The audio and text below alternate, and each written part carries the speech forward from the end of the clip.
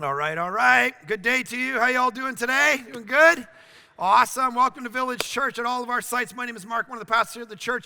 Good to have you. We are jumping into this last sermon in this series, in the problem of God, called The Problem of Evil and Suffering. This is one of the biggest issues that we as human beings face and we as a culture face. And the basic question is this. We've got a lot of work to do in this regard. And some of the heaviest waters that humankind has ever waded into are this question, because obviously, we have things that happen in our life. We turn on the television, we see terrorism, we see genocide, we see murder, we see violence, we see awful things happen. We get cancer diagnoses ourselves and our family and our friends. We lose loved ones. And this question kind of bubbles in us. Why, if there was a good, loving, all-powerful God, would he allow all of the awfulness that we see happen around us? Why would he actually allow it? What's he doing? Isn't he paying attention to what's going on? And so this is a legitimate question. David Hume, who was an 18th century Scottish skeptic years ago, he put it this way, and this is kind of a famous way of putting it. Epicurus, back in the day, also put it in a very similar vein. Is God willing to prevent evil but not able? Then he's impotent. Is he able but not willing? Then he's malevolent. Is he both able and willing? Why then is there evil? Ronald Nash, who's a philosopher, says, every philosopher believes that the most serious challenge to theism, the belief in God, was and is and will continue to be the problem of evil. A recent national poll asked the question, if you could ask God only one question and you knew he would give you an answer, what would you ask him? And the most common response was, why is there pain and suffering in the world? And so here's the question, the nub of it. Is there a connection between evil and suffering and the awfulness of our experience and the non-existence of God? Because obviously this has been called philosophically the rock of atheism. It's the one thing that people go back to over and over again and say there's no way that God could exist. And so is this legitimate? And so we got to give an answer to this, a biblical answer, a philosophical, theological answer, if we're going to be people who really believe fundamentally in God. And as someone who grew up outside the church, this was one of the main issues. There's 2 or 3 major issues that I had. This was one of them. And it continues to be, if we're honest. It's difficult to watch the pain and the agony of the world and to say, don't worry, I still believe God's in total control and that he's good. How is it possible that we actually hold these things together? Here's the first thing I have to say. The first thing is that we have to understand this is a personal question. And what I mean by that is that can sometimes work against us. The fact that we're not just coming at this hypothetically, we're not just coming at this kind of as a data point. We all come at this with personal experiences of awfulness that has happened to us. And I grew up in a home with a deadbeat dad, didn't know what to do with me and my brother. He was an alcoholic. My parents divorced when I was 8 years old, and then I acquired something called Tourette's syndrome, where I have all these tics, and I grew up in junior high and in high school doing a bunch of crazy, habits and tics and different things, and you can still see that I have them up here. God has healed me of 95% of it, but he leaves 5% of it to say, and that's biblical. That's what the Apostle Paul said. He said, God, heal me. And he said, I got this thorn in my flesh, and God has left it there so that I continue to be dependent on him. That's what the Apostle Paul says. And so maybe that's what's going on. I don't know. But I have this thing. My aunt committed suicide. My upbringing is outside the church and drugs and the whole thing. Like, all of us have these things in our life where I didn't have the best upbringing. I don't have the easiest life all the time. And you don't either, because I'm your pastor and I know it. I know you go through things. You get that diagnosis. You lose children. You go through awfulness. Your marriages go south. Your kids go off the rails. You are experiencing pain and suffering in your life. You experience evil. You see it. You feel it in your life. And what that does, as we approach this question, we have to be very careful, because what that can do is skew the data, where we're not just looking at something objectively, but it's almost like one of those scenarios where you're too close to it. And when you're too close to it, it skews your ability to think clearly on the issue objectively. It's almost like, you're like your kids, like my kids. If someone, anything to do with my kids, I'm skewed. I'm already not objectively filtering data, because people will look, hey, your daughter stabbed that girl. It's like, well, she must have been asking to get stabbed. I'm pretty sure, because my girl is pure, all right? Because I'm too close to my kids. You can't tell me my kids did something bad. All right, I'm going to skew it. And so this is the problem when we're too close to this issue. It skews the data where it becomes emotionally charged, right? And when something becomes emotionally charged, we actually start to lose the ability to process objectively what's right and what's wrong. So we have to be very careful when we come to this question because, of course, it's emotionally charged, and that's legitimate. But as David Bentley Hart says, who's a philosopher, he says, evil and suffering as a reason to deny God is an effective but not strictly logical position to hold with a certain sublime moral purity to it. Why would he say it's not strictly a logical, it's not a strictly logical position to hold? We're going to find that out. The second thing I'll say before I attempt to give somewhat of an answer to this question and this problem is that we have to understand that for a lot of people, the evil and suffering that we experience in life causes them to not believe in God. But that's not always the case. There is oftentimes the case that evil and suffering happens in our life, and it causes us to actually believe in God. Philosophers call it the Boomerang Effect. I was reading the testimony of a young girl who was a daughter of missionaries in Kenya, and she'd seen all the awfulness of the world. She'd seen terrible things, and she kind of raised up and said, you know what, I don't want to believe in God anymore. And then as she began to talk with philosophers and talk with different people, one guy raised this issue, which we're going to hit in a little bit, that don't worry because all truth is subjective. There's no moral stance. There's no moral categories. And she realized in that conversation, wait a minute, if there's no moral categories, then Hitler didn't do anything bad. And if I can't say Hitler did anything bad, then what am I actually doing? And so she began to actually come back around to belief in God as she experienced evil and suffering in the world. I remember doing a funeral a few years ago for a guy who would come to Village Church.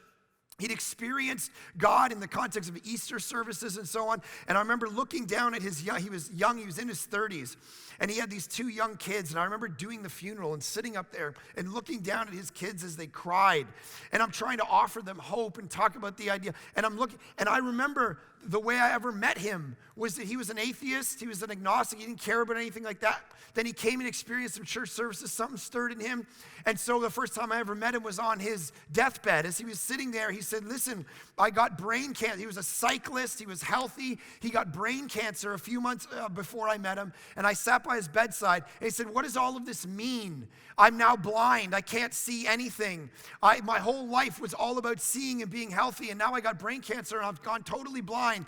And I shared Jesus with him, and he talked about a vision that he'd had, and he wanted me to explain it to him. And I read him the Bible. I sat at his bedside, told him about Jesus.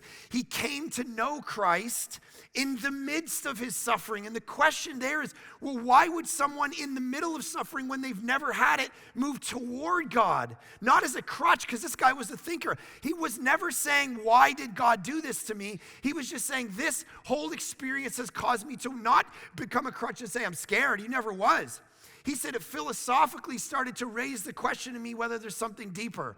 And so not everybody experiences evil and then therefore moves away from God. Some people actually move toward him. And this is what the Bible talks about is actually one of the purposes. See, here's the beautiful thing. The Bible, if you read 1 Peter chapter 1, he says that suffering becomes a fire that refines us, not destroys us. And this is one of the things that is a secular worldview, a purely secular worldview that we live in the modern world. Can't give an answer to evil and suffering at all because suffering has no meaning in a secular worldview. The only thing that matters in a purely secular atheistic worldview is having pleasure and joy and doing things for yourself. And so any kind of pain and suffering is against the whole point of life. And so what begins to happen is secularism can't answer this question. So what does it do when it faces it? We are the worst generation of being able to deal with tragedy in life. You know that. Every generation through history, the ancients have always wrestled with what are the resources we can deal with? But secularism has just said, hey, we don't even have a category. So when 9/11 happens, shootings happen, awfulness happens, what do pure secularists have to do? They have to borrow from religious ideas. So my friends' news feeds, when the Las Vegas shooting happened, my friends' news feeds are praying for Vegas, want to see good things. You know, and all of a sudden everyone's religious, thinking of you, happy thoughts. What is that? What do you mean though? You're an atheist, you're an agnostic. All of a sudden your worldview doesn't give you the resources anymore, so you have to borrow ideas from religious people. in order to get through life. See, this is what secularism does. And so here's the major point. The question of evil and suffering is not purely a Christian question. It's not a Christian problem. Every worldview has to deal with it. So if you're a skeptic here, the question is, not how does a Christian deal with evil and suffering? Of course, we're going to talk about that. But how do you deal with it? How do you logically think through this question yourself? Because there's a whole marketplace of ideas that you have to choose from. What's the most coherent? What's the most legitimate? So let's go through a couple of them. If you look to Eastern philosophy, New Age philosophy, right? New Age philosophy, here's how it deals with the question of evil and suffering. Atheism looks at evil and suffering and says it exists, but God does not exist, right? New Age philosophy does the opposite. It says the only way to answer this question is to deny not that God exists, but that evil and suffering itself exists. And so what they talk about is the idea that evil and suffering is Maya, or an illusion. And you're not supposed to ever admit to yourself that it's happening, and that's the way you get through it, because the ultimate point in an Eastern philosophy is to establish enlightenment, moksha, nirvana, get to that state. And the only way to get to that state is to actually deny the reality of evil and suffering. So I walked into a coffee shop a few years ago. I'll never forget, this guy was sitting in the coffee shop and he was reading a very famous New Age book called I Am That. And he was talking to the people in the coffee shop, and they were like little disciples around him. And I sat there waiting for my coffee, and I just wanted to hear this guy out and what he was saying. And they sat kind of taking in every comment. He said, and he's reading from I Am That, and they're all like, oh my goodness. And then he's like, hey, listen, my wife divorced me recently. And I could really deal with that pain, and I could address that tragedy in my life, or I can do what I'm supposed to do, which is deny that it ever happened. And then he said, because here's the reality. I am everything, and I am nothing. And they're all like, oh my goodness, this is gold. I can't believe it. I am everything. I am nothing. And they all walked around like, oh, this is the greatest thing. And the reality is, this whole worldview has to deny the reality of evil and suffering, that it even exists, because if you admit that it's there, then it's working against your movement toward the state of moksha or nirvana or enlightenment. So you have to deny that it's there. So in an atheistic view, evil's real, but God's not. In a New Age view, the evil and suffering itself is not real. So here's what Eckhart Tolle, who is a very famous New Age thinker, says. He says, if evil has any reality, it has a relative, not an absolute reality, but is simply to deny our intrinsic oneness with all others. And here's what begins to happen. This starts to filter into Christian thinking very quickly. I know people who are Christians, and they run in this stream where you can control reality with your words. And when you start to control reality with your words, it's called the word faith movement. When you can control reality with your words, what you need to then do is deny the reality of evil and how it impacts you. And so I remember talking to someone who had been totally duped with this kind of Christian nonsense. And actually, I said, hey, how's your husband doing? Because her husband was in the hospital with cancer. And she said, well, he's doing okay, and I want to go visit him, and I want my best friend to come visit him with me, but she won't come with me. And I said, why not? And she said, because she told me that to go to the hospital and visit my husband is to admit that cancer is real. And so we shouldn't admit that the cancer is real. We should deny that reality, because the minute you go visit him, you affirm the sickness in his life. And the minute you say cancer, and I walked into someone's house and I said, hey, I heard so-and-so's got cancer. They said, that word is not welcome here. And what you begin to realize is this is an abomination in the eyes of God. This is like witchcraft. This is not Christianity.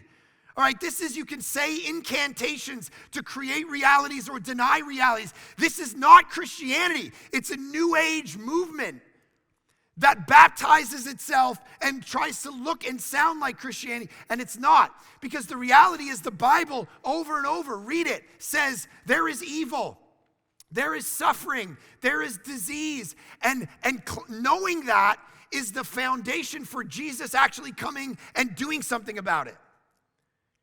Relieving disease, dying on a cross, taking on sin and suffering on himself. So that's issue number one. So New Age movement says you should deny evil even exists. It's not real. We should just move on. A karma movement. The karma philosophy of Hinduism, parts of Buddhism, talk about the idea that, of course, karma is this kind of impersonal force that brings justice and injustice to people on a cycle of their life. And what it begins to say is, you are living out right now evil and suffering based on what you've done in a previous life. And here's what that worldview does. It creates a burden on people's lives that says, you are to blame for the evil and suffering that happens to you. Now think about how that plays out in regard to an abuse victim. I sat with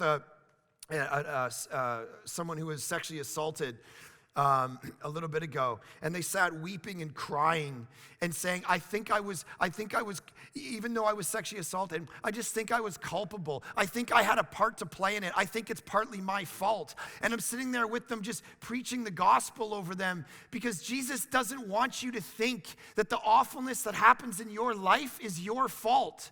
It's not your fault. And the beauty of the gospel comes and says, wait a minute, the stuff that happens to you, here's the depth of the cross. It's a theological doctrine called expiation, where Jesus, when he dies for sin, he not only dies for the sin that you do, but he dies for the sins that have been done to you. He washes you totally clean. But think about a worldview that blames you for the awfulness. See, we say it glibly. We sit around our little, the modern view of this is we sit around and we just take Eastern ideas and we just put them into modern vernacular. What goes around comes around. You work really hard and then good things are going to happen to you. And we think in karma terms. But here's the beauty of the gospel. Karma says that you always get what you deserve. The gospel says you get what you don't deserve. That Jesus took on what you deserve, which is the wrath of God. And here's the reality. The Bible actually, and Jesus in his life, came against karmic ideas and worldviews. There's a story in John 9. He passes by a blind guy, John 9, verse 1. As he passed by, he saw a man blind from birth. And his disciples asked him, Rabbi, who sinned, this man or his parents, that he was born blind? Jesus answered, it was not that this man sinned or his parents, but that the works of God might be displayed in him. And then Jesus heals him. See, the beautiful thing is the Bible doesn't deny evil and suffering. It actually comes along and deals with it, right? Now, what about, so you got New Age philosophy, Hindu karmic philosophy, and then atheism, which we'll spend the rest of our time responding to. What do we deal with the question of atheism, the rock of atheism, the idea that if a loving God exists, there's no way there should be evil and suffering, and because there's evil and suffering, a loving God can exist. Here's what Alvin Plantinga says, and the next few minutes are about to get a little heavy, so if you haven't woken up yet, wake up, and then you can listen to this again later. Okay. Here's what Alvin Plantinga says. He says, Christianity affirms five things, five premises in regard to God and evil. First, that God exists. Secondly, that God is omnipotent, meaning all-powerful. Thirdly, that God is omniscient, meaning all-knowing. Fourthly, that God is wholly good. And fifthly, that evil exists. Now, of course, atheism comes at that and says there's no way all five of those can be true all at the same time. That's the fundamental problem that atheism raises. But of course, Alvin Plantinga, the greatest living philosopher, says an atheist, you're not allowed to just say that. You actually have to prove something. You have to prove why those five things can't be true. You can't just assume it. You can't just say, well, not all that. You can't just say evil and suffering exists, ergo a good, a perfect God, all-powerful, all-perfect God can't exist. Plantinga breaks it over and goes, wait a minute, there's all kinds of assumptions here. You have to prove more than that. You can't just say that and assume it. So what are you actually trying to say? And so atheists have tried their best to answer what their kind of feeling is, their gut. So one of the famous ones is a guy named J.L. Mackie.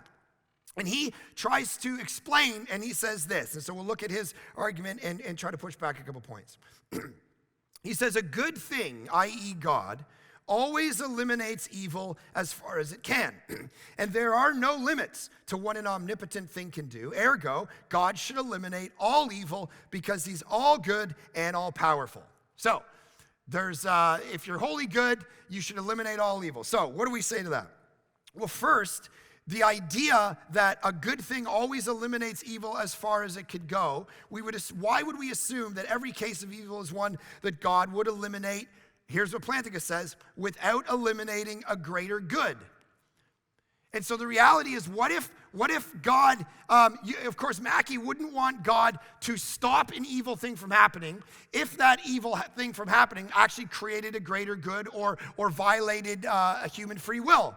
And so we have to understand, okay, fine, fair. So God doesn't have to stop that particular moment of evil. And so Plantinga says, we are reduced from the initial charge down to an omnipotent person is all good only if he eliminates an evil state of affairs, which is not a logically necessary condition of a good state of affairs that outweighs it. And then he says, we must admit then, when an omnipotent being could permit as much evil as he pleased, so long as for every evil state of affairs he permits, there is a greater good. So the reality is, what if God, we say, you should stop all evil, but what if stopping evil stops a great scientist from being born that's going to cure diseases that billions of people are going to get saved? Then we say, okay, he doesn't have to stop that particular evil. So then at what point, what does God have to stop and not stop? So we're willing to at least say, okay, fine, he doesn't have to stop the stuff where there's a greater good that's going to happen. And so Plantinga's point is, we get reduced down to,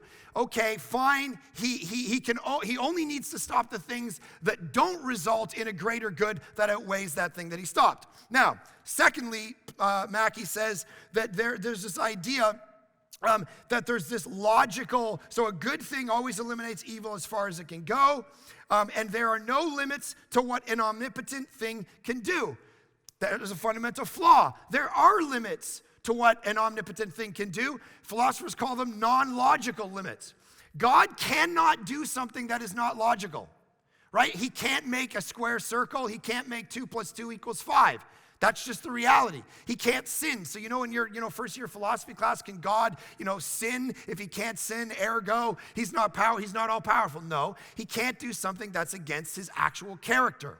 And so the reality is there are limits to what God can do and what God can't do. So Mackie's wrong about that. Thirdly, there's a hidden premise in the atheist assumption that God does not have any good reason to allow evil to exist. And so you might look at it and say, okay, there's no good reason to allow that particular event. We look at an event, we say, there's no good reason why God would allow that. A believer might come and say, there might be a lot of good reasons God allowed that situation to happen. And then the skeptic would say, well, no, there isn't. But the problem is they can't prove that. You can't go through every historical moment throughout a time and say, there's no good that actually came of that. This is why philosopher William Alston says this: the idea that evil disproves the existence of God is now acknowledged on almost all sides to be completely bankrupt. Because the reality is all of the assumptions can't be proven. Now, let's move away from that to a second big point, which is this. Evil and suffering not only philosophically can't be linked to the non-existence of God, it's actually the opposite. More and more philosophers have pointed out that suffering in and of itself is actually evidence for the existence of God, not the opposite. And what I mean by that is this. C.S. Lewis put it this way: when I was an atheist, my argument against God was that the universe seems so cruel and unjust.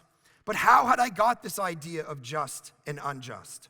What was I comparing the universe with when I called it unjust? Of course, I could have just given up my idea of justice by saying that it was nothing but a private idea of my own.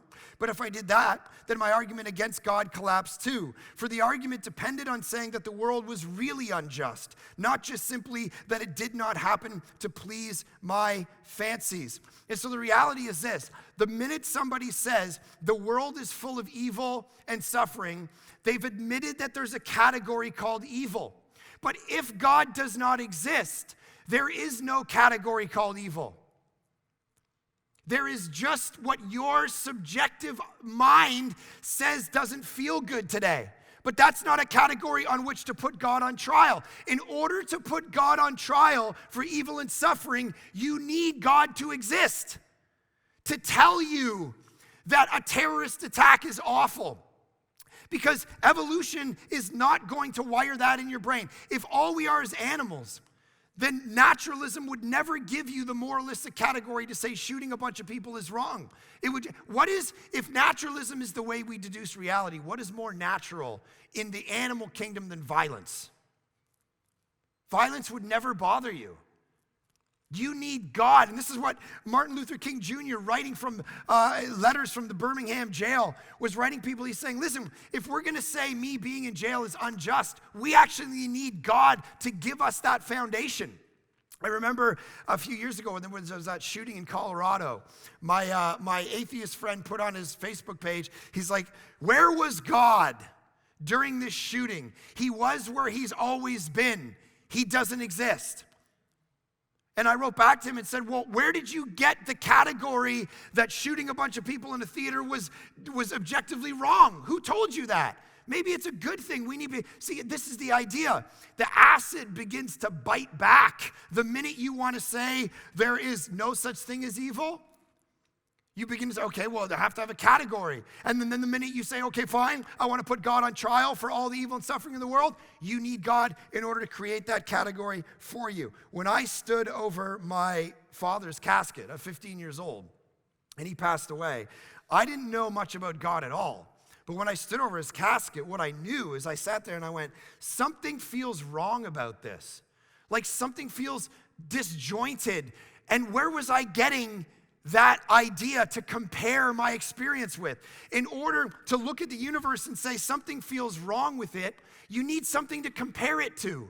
You need a standard that the Bible says God put inside of your soul. He stitched it into you, the book of Ecclesiastes says, into your heart, so that you, when you look around the world, Romans 2 talks about the idea, you have a consciousness inside of you that when your father dies, you not only go, man, I'm sad, you go, this kind of feels wrong. But what are you comparing it to? If this is the only universe you know. And so even the question itself philosophically raises the issue, where is God? Now, or the fact that you have an evil and suffering category defines the fact that there is a God. That's Lewis's point. The other thing is we got to understand that when people push back and they say all evil is pointless, philosophically, historically, experientially, we all know that that's not true. That evil and pain and suffering, the Bible talks about, it can actually improve your life. Right? For an atheist to come and say all evil and suffering is pointless, ergo, we shouldn't have any of it. We know Malcolm Muggeridge, who is an agnostic and became one of the best journalists of the last generation, he said this, indeed, I can say with all truthfulness that everything I have learned in my 75 years in this world that has truly enhanced and enlightened my existence has been through affliction and not through happiness. In other words, if it were possible to eliminate affliction from our earthly existence through some drug, the result would not be to make life delectable, but to make it too banal and trivial to be endurable. The reality is this, you and I, we go through pain and suffering, and we know that it strengthens us. And sometimes when we have a larger scope than the next 15 minutes of our life, I told you the story that when Aaron and I got married, we never prayed together. We never really pushed into Jesus. Everything was fine in our life until we moved to Vancouver. And we moved out here. We moved away from everybody we ever knew, everyone we ever loved. We knew nobody. And the guy underneath us was smoking weed every night, and we were getting high, all right, just sitting in our house, all right, and hungry all the time. We were dealing with the loneliness of life out here in Vancouver. We didn't know where our life was going to go. We were here for 2 years, and it rained all the time. And we were going to then move to England, where it was going to continue to rain. All right, and things were getting depressing. But the reality is when we moved out here and we knew nobody and guys were doing drugs all around us, we hated our house. The place we moved into, they're like, oh yeah, people used to OD in there all the time. They used to throw raves and they OD'd in your tub, and we looked at his little blood spots, and my wife's like, I'm never touching this place again. Get me out of here. Bring me back home to my mama. All right, and I'm just like, oh my gosh. And in that moment, never did we pray more together. Never did we push into Jesus more in our life. Never did we push into one another more in our life. That going through the fire strengthened us as people, strengthened who we were, gave us resolve, gave us character. Our relationship with Jesus and one another grew because of that. You know that that's the way it is. Malcolm Gladwell in his book, David and Goliath, talks about it. He calls it the advantage of disadvantage. I remember I was sharing with my buddy My buddy brought this up to me one day because I was like, man, I hate the fact, last week I sat down in the service and watched the sermon. And I'm sitting there watching, me on this screen, and I'm trying to figure out, my logic and where things were going. And the whole time I'm watching my body, and it's all tweaking around and twitching, and I'm bending over, and I'm doing stuff with my face, and I'm like, oh my gosh, I hate you. All right, stop twitching around up there. Stop looking. And I began realizing, man, I hate the fact that this is my reality. And I went home, I talked to my buddy, and he said, but listen, so this Tourette's that you got as a kid, this obsessive compulsive disorder you got as a kid, you realize you hate it, but it's defined your whole life to the point where because in an obsessive compulsive brain, what happens is the counselor I met with told me that for normal people, you have stuff that comes in and out of your brain, and it just goes through. But for an obsessive compulsive brain, it collapses around it, it shuts it, and it just can't think of anything else. And it's just, so if you talk to my wife, she's like, all right, yes, that's exactly what happens. It can be the smallest thing, and I'm like, have you done this yet? Yeah, I'm getting to it. Have you done it? Have you done it? Have you done it? Is it done yet? Is it done yet? This is what happens. I become obsessive. And so I hate it. And my buddy looked at me and he said, but here's the thing.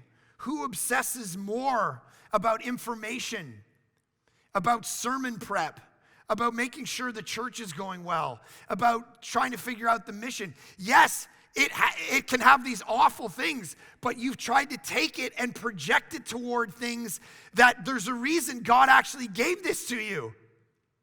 Because now you're trying to, and so here's what Malcolm Gladwell talks about in his book. He talks about that 1/3 of successful entrepreneurs are dyslexic. And he tells the story of a woman in a university donors meeting with a bunch of successful people. And she asked how many of them had been diagnosed with a learning disorder. And half of the hands went up. And then Gladwell says this: there are two possible interpretations for this fact. One is that this remarkable group of people triumphed in spite of their disability.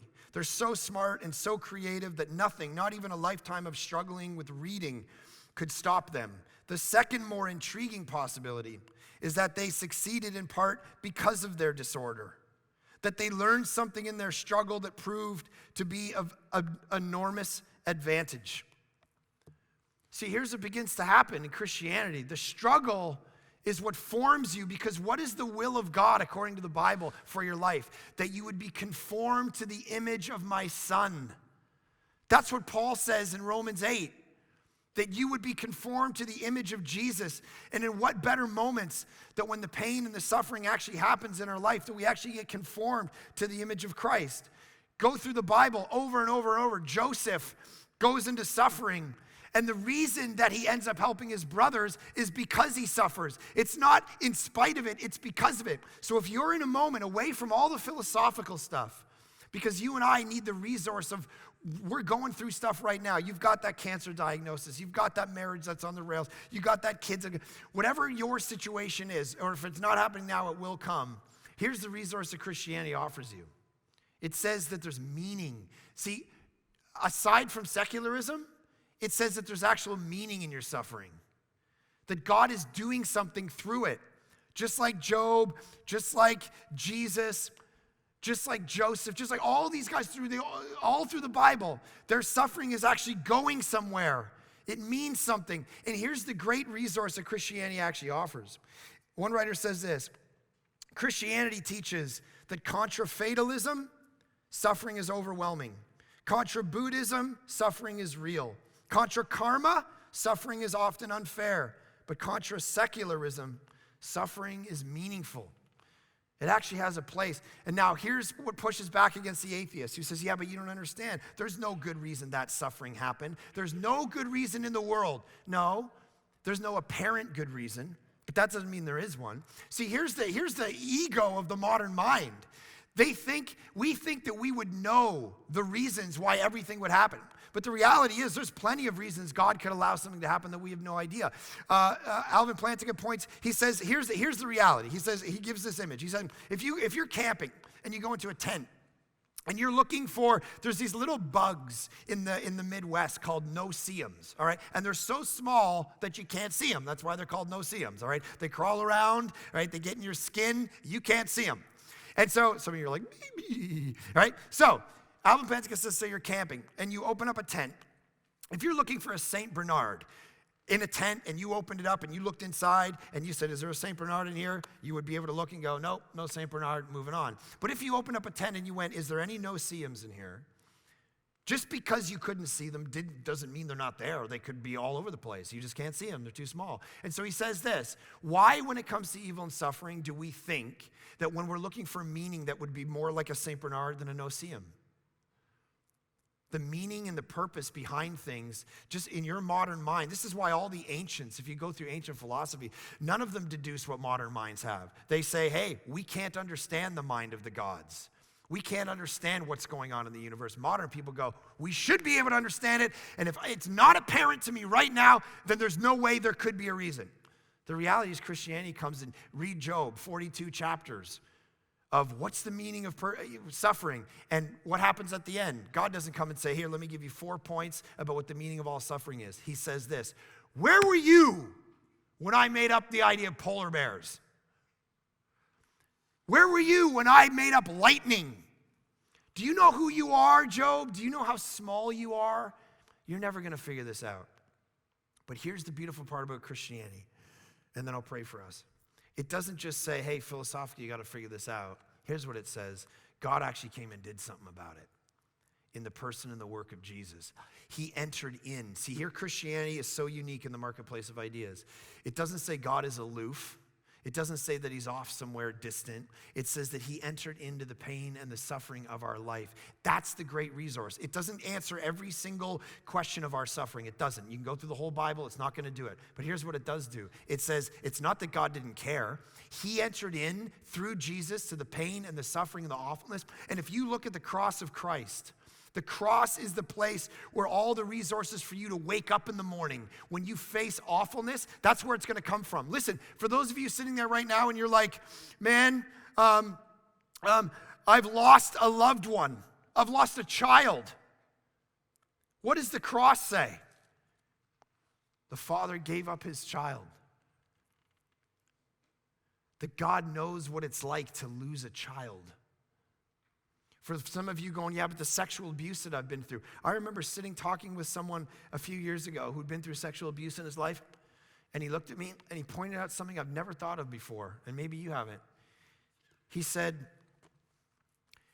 when I wake up in the morning, you know what I draw strength from? The fact that Jesus can identify with this. And I said, what do you mean? And he goes, Jesus Christ, publicly crucified, was stripped naked and publicly exposed to the world. It's not like those movies where Jesus is wearing a little garment so it can be, PG-13 or whatever. He was naked up there. And this sexual abuse victim got resource from the fact that Jesus has been there. And then some of us, we're just saying, why God? Why this? Why this diagnosis? Why this awfulness? Why this? Look to the cross. What does Jesus do? Why? My God, why have you forsaken me? Why are you doing this? Can't this cup pass from me? No other religion gives you a God that you can identify with in the midst of evil and suffering more than Christianity. He came and he suffered for you so that we wouldn't have to ultimately. He came and actually dealt with it. And just because right now it hasn't been dealt with, here's what Christianity says. Don't just look at the now and deduce a whole bunch of things about the universe. Realize where it's all going. It's going to a place where because of what Jesus did, what does Revelation 21 say? There's no more tears, mourning, pain, crying, death. Everything sad is going to come untrue. It's all going to be reversed. Romans 8 says the idea that he uses all things for the good of those who love him. What do you mean all things? All things what? All things like the death of my father when I was 15, my obsessive compulsive disorder, the suicide of my aunt, the awfulness that surrounded my life. He's going to use, or just the good things. He's going to use all things. In the scope of reality, there's a story being written I'll leave you with this image. We look to the Garden of Eden and we see evil enter the story. And we go, what's the purpose of this? And the reality is some of the last verses of the book of Genesis are Joseph looking at his brothers and he's saying, what you meant for evil, God meant for good. That verse could be literally written over the Garden of Eden. What Satan came and he tempted Adam and Eve, awfulness and evil and suffering entered the world. But what did God do with it? Immediately in Genesis 3, God said, I'm going to kill the serpent, and there's going to be this greatest moment of glory the universe has ever known is the cross of Christ, is where Jesus comes and defeat evil. But in order for that great moment to exist, you have to have the moment of sin enter the world for God to come and do the greatest moment. And so what Satan meant for evil, what human beings mean for evil, God is going to take through the story of the universe and mean it for good. And every tear will be dried up, death will be reversed, and then and only then will we understand. But we get a glimpse of it in the cross of Christ, where he came and he actually took it on himself. Father, I pray as we wrestle through this deepest question that we ever have to really enter as people, that we would come to terms with the fact that you're not going to give us answers to every suffering moment that we have in life. You're not going to tell us explicitly what the meaning of it is. But what we see in Jesus is that we know you care. And not only do we know you care, but you came and did something about it, which means you resource us through the cross and the resurrection to be able to wake up and deal with it when we're in the midst of it. And most of us at some level are in the midst of it. And so I just pray pastorally for our people that they would feel you close. In a moment like this, whatever they're going through, they would feel you and know that you went through this. There's nothing they're experiencing that you didn't experience and take on yourself. Give us that great resource and that encouragement. In Jesus' good name we pray. Amen.